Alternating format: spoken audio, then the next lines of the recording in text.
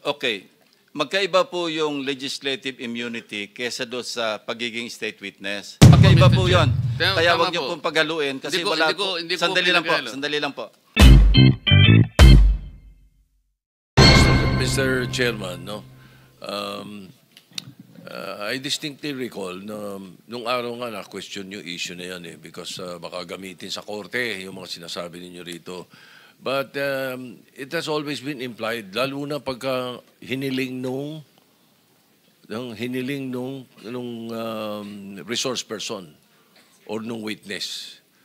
Pag hiniling niya na yung sasabihin niya ay hindi pwedeng gamitin sa kanya, pwede mo nang hindi gamitin yung self-incrimination na yan na sinasabi. So, just for the record, no, so there is no direct law, no, pero ang naging practice implied ang legislative immunity.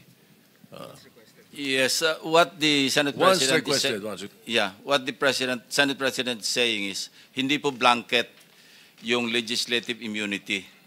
Pwede nyo invoke subject to the approval of the committee, pero kailangan mag-tell all kayo kung kayo bibigyan ng legislative. As the Senate President stated, wala pong batas kasi hindi covered ito, unlike in the United States, ano? Pero napapractice namin yan, even during the time of Senator or Senate President Drilon. Wala naman pong nagko-question sa court. So it has been a practice for the longest time na pwede mag-grant ng legislative immunity ang committee, any committee or standing committee for that matter. So it's up to you if you want to request the committee, if you want to invoke legislative immunity, then we will rule on it. But also, Mr. Chairman, but also it does not exempt you from perjury. Diba? It doesn't mean that you are exempted from perjury pagdating na pag ini-invoke yung legislative immunity. Kaya kailangan Mr. Chair. sasabi pa rin na totoo. Mr. Chair, Senator Marcoleta is recognized. may I clarify that because Senate President said that by tradition, we can extend legislative immunity. But I think that is based on tradition that may not hold to any specific witness. That is why this representation, as early as last week, I think, suggested a modality that is based on the law itself, which is Republic Act 6981, where a potential witness can apply under the witness protection program of the law. I think this is the best remedy that any potential witness who wishes to come into the open, considering that he or she will be protected well by the law. Yun sana yung gusto nating tuntunin noon. Ako po ay nalulungkot wala yung Justice Secretary because before I floated that idea, I made sure that that one is something that we can rely on. I spoke to an Undersecretary of Justice, pagkatapos okay naman siya nung umpisa until he recommended or he suggested that the Secretary of Justice should also be consulted. So sabi ko, mas mabuti yung ganon.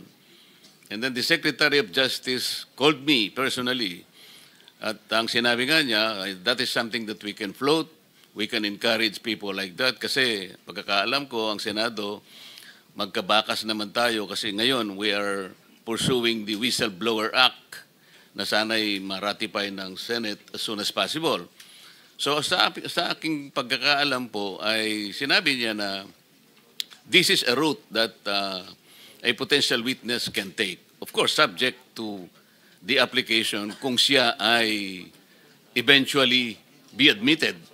Kung sakasakali namang hindi siya ma-admit, wala pong problema doon. However, sabi ko sa kanya, we need to go into the process, which he agreed.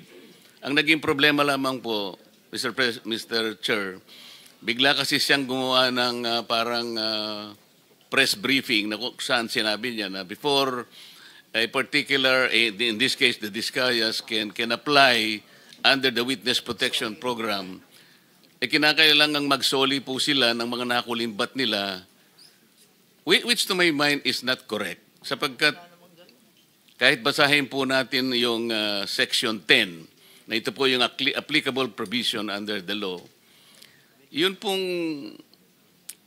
restitution or yung indemnification to the government, while it is a good policy, wala po doon eh. Walang requirement na ganun eh. Kaya nga, ang sabi ko, kung nandito sana siya, I could have confronted him personally. Magkaibigan naman po kami. Hindi ko malaman kung bakit siya tumaliwas doon sa usapan namin. At abogado naman siya, kayang-kanya namang basahin po either Section 3 or Section 10 of the law. Wala po talagang restitution eh. Kasi mag-a-apply pa lamang po kung sakasakaling ma-admit siya. In other words, the process must begin. Hindi nga po nangyari yung ganun eh. So sayang po yung pagkakataon na tuntunin yung remedy, which is very, very legitimate under the law. So inconsistent po yung sinasabi natin ngayon na we can provide legislative immunity, but they aren't immune. May I respond, from perjury. Senator Marcoleta? Thank you, Mr. Chair. Okay. Magkaiba po yung legislative immunity kesa doon sa pagiging state witness. Yung legislative immunity does not extend to prosecution. Ang sinasabi lang natin, lahat ng sasabihin niya rito, maski incriminate niya yung sarili niya, hindi pwedeng gamitin sa kanya. Yun lang po yung legislative immunity. Yung sinasabi niyo po ay yung ma-admit sa Witness Protection Program at pwede siyang tanggapin ng DOJ bilang isang ordinary witness or as an accused na pwedeng i-discharge ng korte as a state witness. Tama Magkaiba po po, Mr. yun. Chair. Kaya Tama wag niyo po. pong paghaluin kasi Hindi ko sandali lang po. Wala po tayong jurisdiction doon sa pag-admit sa Witness Protection Program. Under the law, pwede lang tayo mag-recommend. Pero iba po yung pag-uusapan natin, legislative immunity which is implied or inherent sa Congress or sa Senate, for that matter, na kasi meron tayong power of contempt, pwede i-extend yan sa power din to dito. Pero may mga ruling din po dito ang Korte Suprema. At wala naman pang nagdudulog sa Supreme Court. Ginagawa natin ito, as I said, for the longest time, wala naman pong nagko-question. So kung meron magko-question, then we will allow or we'll just wait for the Supreme Court to issue a ruling in this regard. Pero wag po natin pagaluin yung Witness Protection Program sa legislative immunity. Domain lang po natin yung legislative immunity. Now, if anybody wants to question that authority or power, which is inherent, sabi ko nga, no, hindi ito klaro na may power tayo kasi wala naman po talaga sa batas. Pero sa US jurisprudence, meron po yan. Meron tayong pwedeng i-cite. At tayo naman po, minsan sumusunod sa, di ba, nakapattern po tayo sa United States pagdating sa mga jurisprudence. So gusto ko lang i-clarify na iba po yung sinasabi niyong Witness Protection Program at being a state witness in the court of law kesa sa legislative immunity. Those are two different animals. Mr. Chair, malinaw na malinaw po yun at hindi ko po pinaghahalo. Naiintindihan ko po yun. Ang sinasabi ko lang po, yun pong Witness Protection Program is a better remedy sana kung yun po sana ay napagbigyan. Hindi ko po pinaghahalo yun sapagat malinaw po sa akin, iba po yung course ng legislative inquiry, iba nang po yung remedy na yun po ay ibinibigay legitimately. Thank you. ng batas. Thank you very much, Senator Marcoleta. So can we continue? Meron ka na lang 25 seconds, so you better wind up because si Senator Jebby is waiting in the wings. No? Salamat, Mr. Chair. So, Mr. Diskaya, saan nyo binibigay sa kanila ang pera?